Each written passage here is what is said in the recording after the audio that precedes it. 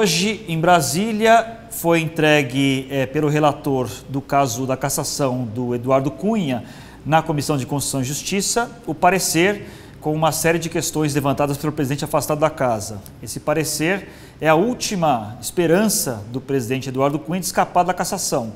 Esse parecer foi entregue hoje, mas não saberemos ainda o que diz esse parecer até amanhã, quando ele será lido. O presidente Eduardo Cunha fez uma série de questionamentos técnicos para tentar derrubar a decisão do Conselho de Ética da Câmara dos Deputados, que recomendou a sua cassação. Se ele perder na comissão, a sua cassação deve ir ao plenário, e há rumores de que ele poderia renunciar ao cargo de presidente da Câmara para tentar se salvar, pelo menos para tentar preservar o mandato.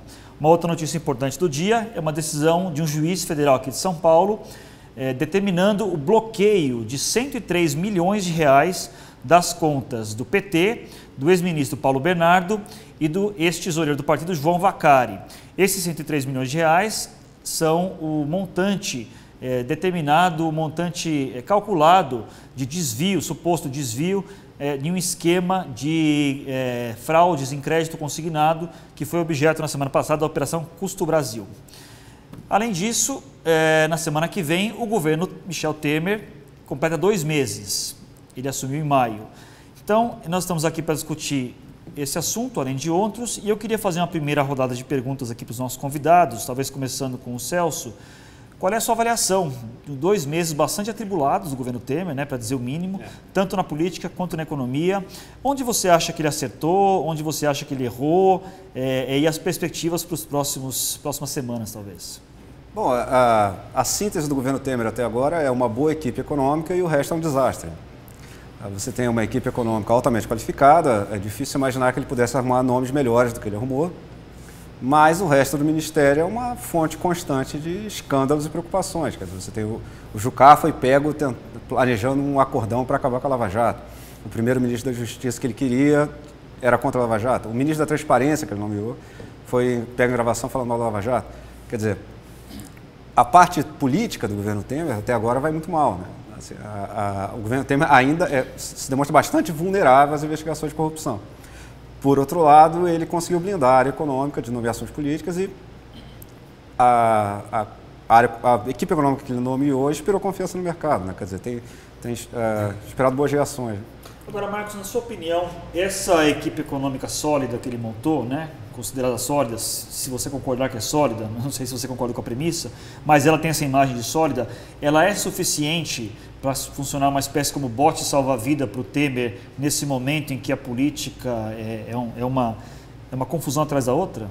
Pois essa é a questão, né? Aparentemente, a equipe econômica é um seguro que ele conseguiu fazer com o mercado, com os setores empresariais e mesmo com a sociedade como um todo, que embora não entenda de economia no sentido teórico, entende no sentido prático, né? As pessoas estavam num grau de desespero, ainda estão, com a crise, que uma aposta numa condição econômica mais racional, etc., acaba sendo uma coisa desejável para todo mundo. Então, acho que ele está usando a economia como uma espécie de um hedge para o governo dele. A minha dúvida, que é um governo totalmente confuso... Ele é Meirelles dependente. É totalmente Meirelles dependente, exatamente. E estão, inclusive, usando a equipe econômica como hedge para gastar mais também, porque até agora a única coisa que esse governo fez do ponto de vista econômico foi aumentar o déficit. Exato. Não é? Até agora a ponte para o futuro é que nem a ciclovia Tim Maia. Exato. A ponte para o futuro... Até agora não teve ponte para o futuro. Mas eles devem fazer. Precisa ver para o futuro de quem, né? Exato, também tem Qual isso. futuro? É claro que essa expectativa. Até agora foi só ponte para o governo, né? De ganhar a presidência. Eles fizeram uma ponte para eles. Fizeram um déficit de 170, uma meta de 170 bilhões aí, que claramente inchada, meio um cheque especial para você ir preenchendo. Para ir preenchendo, na tentativa de comprar a instituição política para aprovar as medidas aí sim de longo prazo. Então está todo mundo quieto no mercado, porque está achando que essa jogada vai dar certo. Então, está todo mundo vendo que ele está aumentando o déficit, desse aumento que ele deu para o funcionalismo, para o judiciário. Agora, por enquanto, ele está colocando tudo na conta do governo antecessor, né? Do PT, da presidente Dilma. Quer dizer, ele está usando muito o discurso da herança maldita, que é uma coisa compreensível que ele faria, até para ter um fôlego político. Nada disso é culpa minha, estou apenas consolidando os erros. Agora, isso tem prazo de validade, né? Até quando vai esse prazo, na opinião de vocês? Não sei, eu acho que mais do que isso, ele tem um argumento que é bem frágil, que é esse do aumento. Isso já estava combinado com o governo, no governo anterior. Então ele vai fazer tudo que o governo anterior combinou, então por que mudou o governo? Eu acho que assim, o que ele está sinalizando, inclusive para o mercado, é a ideia assim, quando o impeachment for final, melhora. Quer dizer, assim, enquanto eu for interino, eu sou frágil, eu preciso do Congresso, eu preciso de voto do Senado, então aí eu tenho que ceder isso tudo mesmo. Mas quando eu virar presidente de verdade, aí enfim, eu vou tudo poder fazer. Ele anunciou ontem, se não me engano, vou tomar medidas impopulares e vou, enfim. Então é meio estranho um cara tentar se firmar no poder afirmando que vai fazer medidas impopulares, né? Mas enfim. Agora, é um pouco arriscado ele dizer isso também, porque vamos supor que o impeachment seja votado no final de agosto, é a previsão, e que se confirmem as projeções de que realmente será aprovado, enfim, não dá para ter certeza absoluta ainda, mas a probabilidade maior é de que seja aprovado o impeachment realmente. Nós estamos falando do final de agosto, início de setembro. A paciência do cidadão ao chegar nesse momento pode ter se esgotado já, né? Porque o desemprego ainda continua aumentando, a situação econômica continua ainda se agravando ou ao menos estabilizada num patamar muito baixo. Não só a paciência pode estar se esgotando, como a negociação, o preço para a aprovação do ajuste pode estar subindo. E tem a eleição ao do longo prefeito. desse período, quer dizer, a classe política pode começar porque não vai ser fácil você aprovar a reforma da Previdência nos termos que o Meirelles colocou. Esse teto aí, que, enfim, parece fazer sentido, embora seja parece uma coisa meio engessada, não sei se isso é bom para a economia como um projeto de longo prazo, talvez seja mais simples, porque é uma ideia generalizada de que a gastança ultrapassou todos os limites. Mas eu não sei até que ponto ele está gastando para comprar o apoio. Agora, não sei até que ponto ele vai ter que gastar mais ainda para comprar o apoio daqui a pouco, entendeu? Mais para frente. Ele tem um problema muito sério que é a eleição para prefeito. Sim. Exato. Porque o Temer pode até dizer, eu não vou ser candidato à reeleição, por mim, tanto faz. Eu posso fazer coisas impopulares. Mas todos os ministros dele pretendem se aposentar? Não. Todos os aliados dele pretendem se aposentar? Não. Ele tem dito que não vai se envolver pessoalmente em nenhuma disputa. Mas em termos de apoio, ele vai liberar ministros muito próximos para se envolver. O Gedel vai se envolver na Bahia, o Eliseu Padilha vai se envolver no Rio Grande do Sul. Então, gente muito próxima a ele vai acabar respingando nele também. Não, e tem a questão que ele não pode fazer nada tão impopular assim que afunde os candidatos dele. Assim, não pode também, nenhum cara do PMDB quer ser candidato a prefeito dizendo assim, eu tirei dinheiro dos aposentados, entendeu? Agora, o fato é que ele, politicamente, politicamente que eu digo no Congresso, né, ele tem uma maioria parlamentar muito sólida nesse momento, né, assim, incomparavelmente mais alta do que tinha, ou mais sólida do que tinha a Dilma, talvez comparável só ao que teve o Lula no auge. Então, embora a popularidade dele ainda esteja baixa, a economia esteja ainda claudicante, o fato é que ele realmente conseguiu costurar colocou ministros, deputados, senadores, ele fez uma coisa muito inteligente ali e conseguiu realmente uma margem parlamentar bastante sólida, né? Quer dizer, aí eu pergunto a vocês, até que ponto isso vai ser suficiente para aprovar essas reformas muito polêmicas, como a do teto, de limite de gastos e a da Previdência, como foi dito aqui? Pois essa é a questão, né? Está tentando de todas as maneiras, até de uma maneira inteligente dentro dessa lógica que nós temos, né? Que não é tão inteligente assim, de comprar esse apoio. Agora, aparentemente, alguma coisa ele vai conseguir. É impossível que ele não consiga. Eu acho que ele deve conseguir alguma coisa, até porque eu acho que ele tem um outro apoio que ele consolidou fortemente, o apoio com a elite econômica. Eu lembro na semana dos áudios lá, que estourou aqueles escândalos todos. Do Sérgio Machado? Exatamente. Teve aquele grupo de empresários que foi lá declarar apoio a ele e tal. Então, na elite econômica ele continua com uma base de apoio forte. Está apaixonada por ele. Né? Exatamente. Mas isso, por isso que eu acho que ele também não pode ser totalmente ciclovia Tim Maia. Ele vai ter que fazer um pouco de ponte para o futuro. Ele não pode abandonar esse programa inteiramente, Pois é. porque se a elite econômica abandonar ele, primeiro, essa base parlamentar dele começa a ir embora também. Sim. Porque é doador de campanha, enfim. E segundo lugar, porque o governo dele é muito exposto à Lava Jato, quer dizer, ele tem que se cercar em termos de apoio nas elites. E se ele não fizer nada, se ele não passar o teto, pelo menos o teto e reforma da Previdência, esse apoio vai começar a se esvair, Isso. o pessoal vai começar a pensar na eleição de 2018 e aí ele vira um lame duck president, né? Ele acabou. O motor da política nos próximos meses é 2018. Exato. Agora a gente vai ter a eleição aí para a prefeitura, isso aqui depois vai começar, já começou, mas aí vai começar abertamente a corrida para 2018. E acho que também paira, né, sobre todos a Lava Jato. Sabe-se lá o que vai acontecer? Quer dizer, isso pelo que a gente está vendo, a situação da Lava Jato, essa situação toda de financiamento irregular de campanha, etc., com maior ou menor grau de corrupção, ela é generalizada. Sim. Você não olha e fala, bom, tudo bem, deve ter lá suas exceções, vamos dizer que são todos agora. Claro. Ninguém apostaria que a coisa está chegou já aos limites, né? E lembrando que vem algumas delações blockbuster por aí, né? Ainda nem começou.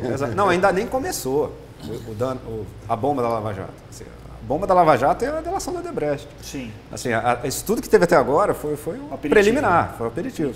Entendeu? O negócio vai começar. Que é nesse nível? Eu acho que é nesse nível. Quer dizer, a Odebrecht, quando fez o seu comunicado dizendo que se dispunha a fazer uma delação, eles disseram que se dispunham a denunciar o esquema de financiamento partidário no Brasil, uma coisa assim. Ou seja, eles não estão dizendo que vão entregar um cara que roubou a Petrobras, ou um cara que estava enfiado num outro escândalo lá. Se eles quiserem, eles entregam todo o esquema de financiamento de campanha, que aí sim vai pegar todo mundo. E o presidente interino Michel Temer, ele tem muitos ministros que possivelmente que tinham relações muito grandes por exemplo, com o Léo Pinheiro. Não é só o Odebrecht, tem a OAS, por exemplo, o Léo Pinheiro, né, que era o diretor da OAS e o rei do networking, falava com todo mundo, né? O WhatsApp dele era a coisa mais ecumênica do mundo. Conversava com políticos de todos os partidos e essa é outra delação importante, né? Sem dúvida. A da OAS também é uma delação importante. E essa é uma outra questão também, que agora eu assumo o papel de mediador, que é essa possibilidade dependendo de quão longe for a Lava Jato, da gente chegar na boca ali de 2018 com uma situação em que você não tem... Onde estarão... Quem serão as lideranças políticas? Quem vai entrar na urna? Editor de poder, de política da Folha, enfim, o Celso. Vocês não veem esse risco também de... A gente está num vácuo de... Sim, não, sem dúvida, né? Quem que vai sobrar, né? Você vai chacoalhar o sistema, quem que vai sobrar? Me parece improvável uma eleição antes disso, até constitucionalmente, uma eleição presidencial, né? É difícil você primeiro construir um consenso político, depois aprovar uma emenda constitucional. Tem gente até que diz que não pode, porque é cláusula pétrea, haveria um debate jurídico. Essa questão, eu acho, da antecipação da eleição me parece um pouco descartada. Eu concordo com você. Então, pensando que realmente teremos que se prender a respiração até 2018, para só então termos uma eleição direta, quem serão os candidatos, né? Quer dizer, Lula, dificilmente dá para imaginar Lula candidato nesse momento. O Aécio tem sido muito atingido pela Lava Jato também. Ex-candidato. O PMDB vai ter um candidato. Eduardo Paes virou, se autodestruiu, né? Entrou em autocombustão. Não sei o que você acha, Celso. Eu até achava que o Eduardo Paes era um cara que tinha boas chances. A Marina, se tivesse uma eleição agora, ela levava, mas em 2018 ela vai levar? Não sei. Assim, qual vai ser a construção dos apoios dela, né? Porque o PT não vai apoiar a Marina, pelo menos no primeiro turno, o PSDB deve entrar fechado com o PMDB, quer dizer, qual vai ser a máquina que vai apoiar a Marina? Ela pode ter o mesmo problema que ela teve nas outras duas, que é não ter estrutura partidária para fazer a campanha. Você acha que o PMDB vai liderar uma chapa com o PSDB? Então, essa eu acho que é uma das grandes questões atuais, que é o seguinte: se o PMDB vai aceitar ser escada do PSDB. Então. Porque o PSDB parece supor que o PMDB vai encarar essa bomba agora, vai aguentar o desgaste todo desse negócio. E aí, em 2018, eles apoiam, sei lá, o Serra, um tucano qualquer. Eu não acho que o PMDB vai fazer isso. Eu acho que se o PMDB chegar em 2018 forte, eles vão lançar o próprio candidato. Eles vão tentar inventar Meu uma palpite alternativa. fiquem de olho em Henrique Meirelles. Merece, sim. pode ser, claro. Porque o Meirelles tem ambição política, pouca gente lembra, mas o Meirelles chegou a ser eleito deputado federal. Sim, sim. Depois Goiás. ele acabou não assumindo, aliás, pelo PSDB, acabou não assumindo porque o Lula foi lá e conseguiu convencer a virar presidente do Banco Central, isso em 2003. Depois, em determinado momento do governo Lula, lá para 2009, por aí, ele queria ser governador de Goiás. Botou na cabeça que queria, o Lula segurou também, porque ele disse, precisa de você no Banco Central, etc. Então, ele tem uma ambição política. Se ele conseguir mais ou menos estabilizar a economia, né, não estou dizendo que a economia vai bombar, mas se pararmos de piorar e ensaiarmos uma certa recuperação ali, vamos supor que em 2018 a gente chega que o país cresça a 2%, pode acontecer, 2%, 3% até, pode acontecer. O Meirelles, na minha opinião, e há o precedente do Fernando Henrique, né, do governo Itamar. Agora, eu não sei se esse precedente se aplica, porque o Plano Real trazia um benefício, trazia uma sensação de bem-estar imediata. Assim, no dia seguinte que a inflação acabou, a vida de todo mundo estava melhor. Entendeu? Então, o Fernando Henrique fez o plano dele lá, em poucos meses as coisas começaram a funcionar e isso trouxe uma sensação de bem-estar muito grande e ele se tornou imbatível. O ajuste atual não é isso. Não tem nada no ajuste que vá aumentar o bem-estar no curto prazo. O que tem é que o ciclo econômico Pode está já está virando, melhorando, exatamente. Independentemente do tempo. Exatamente, Né? Só vocês não acham pela que... própria lógica econômica. Exato. Mas E aí, vocês não numa acham dessa, que- o cara Numa até dessa, ganha... o cara dá uma sofada. Sensação de no bem, ciclo, a né? sensação Pode de acontecer. bem-estar é sempre comparativo, né? Sempre relativo, né? Vocês não acham que talvez o fato de parar de piorar não dá uma sensação ser de um bem-estar pouco- também? mas Claro que não comparável do Plano Real, porque nunca Isso. haverá algo comparável ao Plano Real. O Plano Real foi um choque de bem-estar, Exatamente. porque acabou com a hiperinflação. Mas será que o parar de piorar e retomar um pouquinho também não será um pouco uma sensação de bem-estar? Pode ser, mas o parar de piorar, as medidas são todas custosas, né? Você vai, enfim, se você botar teto, você vai tirar dinheiro de área social. E você vai tirar de outros programas que os governadores, por exemplo, podem querer. Se você mexer na Previdência, ninguém quer trabalhar mais tempo, quer dizer. Então, as medidas necessárias agora são todas impopulares, não tem nada popular para ser feito. Então, eu acho difícil imaginar que alguém consiga surfar do mesmo jeito que o FHC surfou. Ele pode sair forte, é claro, entendeu? Assim, porque como você disse, ele pode dizer assim, o país ia acabar, e dar uma exagerada Que é um discurso que ele está fazendo, né? Eu não quero ser candidato. Exatamente. Se eu puser o Brasil nos eixos, para mim está bem. E vocês duvidam, vocês acreditam piamente no Temer quando ele diz que ele não vai ser candidato à reeleição? Eu não acredito Eu não piamente acredito piamente nada em que ninguém. político Exatamente. Eu não acredito piamente em ninguém. Assim, não. Mas vocês veem dá. alguma chance dele ser candidato? Chance sempre existe. Sim, eu Chance acho. sempre existe, Eu acho que ele pode ser candidato. Chance por que sempre não? existe. Ele tem falado, tem sido muito firme dizendo que não, né? Mas Isso é uma promessas merda. Serra existem para registrou em serem Eu já cartório. vi isso. O Serra O Serra Fernando Henrique, em 93, disse que não ia ser candidato e acabou essa sendo, assim mesmo. atendendo ao chamado do partido, ele fez o Exatamente. sacrifício, né? isso é sempre Isso acontece assim, muito, né? Muito, Deixa eu perguntar um outro assunto que, na verdade, está relacionado a isso, evidentemente, que é o caso do Cunha. O Cunha é um político em descenso, né? Nesse momento, o rei da Câmara dos Finalmente, Deputados, pois é. ele tudo indica que, no mínimo, deixar a presidência da Câmara ele deixará, talvez até a chance é grande de ser cassado, né?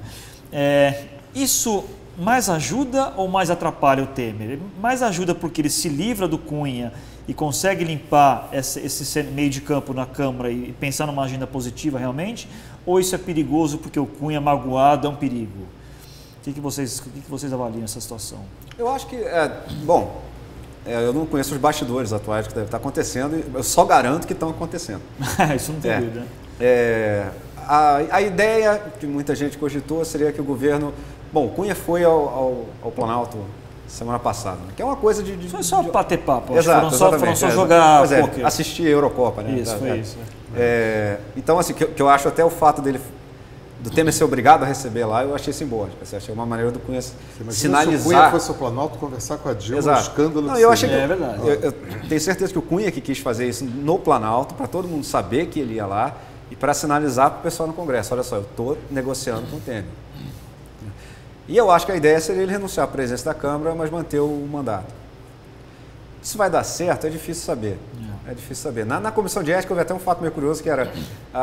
alguém comentou isso, ficou uma frente entre todo mundo que quer ter candidato a presidente, que era PT, PSDB, etc., contra o Centrão. Né? Isso. E isso pode acontecer de novo na Câmara. Não sei se vai dar certo. Já tem gente dizendo que o PMDB vai se abster. Assim, não sei. Eu acho que não é improvável que ele consiga salvar o mandato. Eu acreditava, o que é uma prova que eu não sou bom analista político, eu acreditava que o Cunha acabaria sendo preservado porque ele seria um personagem importante para aprovar essa agenda impopular do Temer. E dadas as relações entre os dois, que são conhecidas e tal.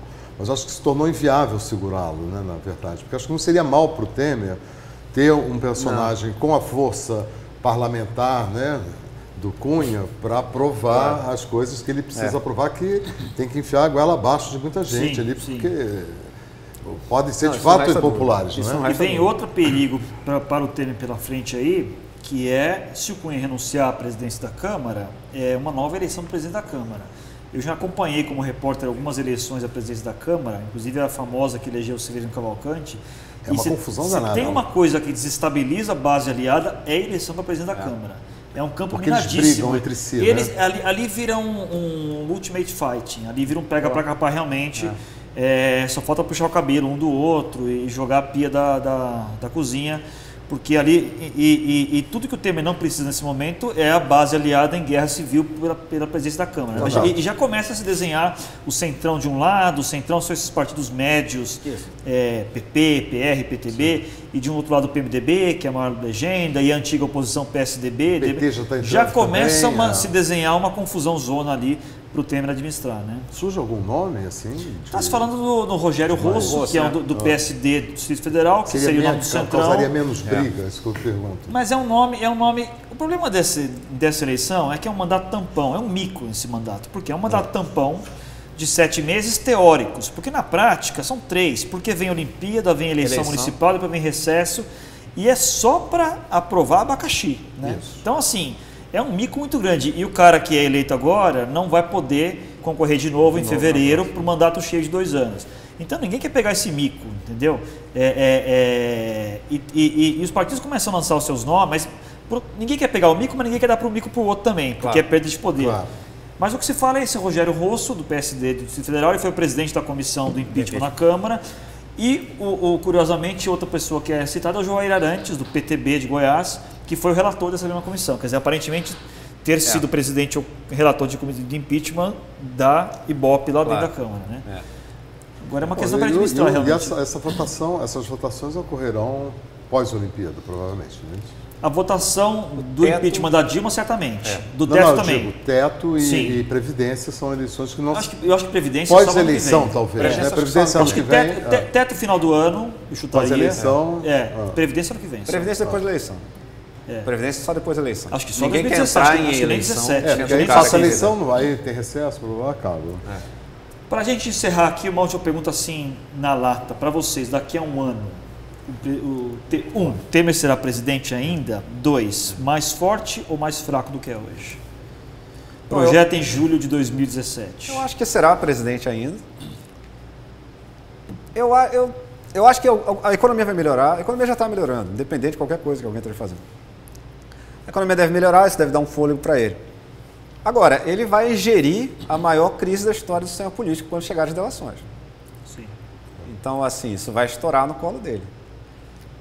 Quer dizer, qual vai ser a resultante entre a economia melhorando e sistema político implodindo? Entendeu? É difícil de saber, né? Assim. O que você acha, Marcos? Será presidente? Será presidente? Citar aquele lema tão caro aos políticos do futuro, a Deus que Exatamente. Não sei. Não dá para saber. Não dá para saber. Quer dizer, imagina-se que mesmo numa situação dramática de Lava Jato, pegando todo mundo ali em volta, que algum tipo de equilíbrio institucional vai ter que ser alcançado, e aí aquilo que você falou, prende a respiração e segura o bicho ali. Agora, mas não sei. Eu imagino que sim, que a economia está melhorando, independentemente das medidas do governo. Enquanto ele não aprova, ele tem a confiança do setor empresarial, porque acha que vai aprovar, o ciclo econômico está virando, então há uma possibilidade. Agora, politicamente é um desastre esse governo.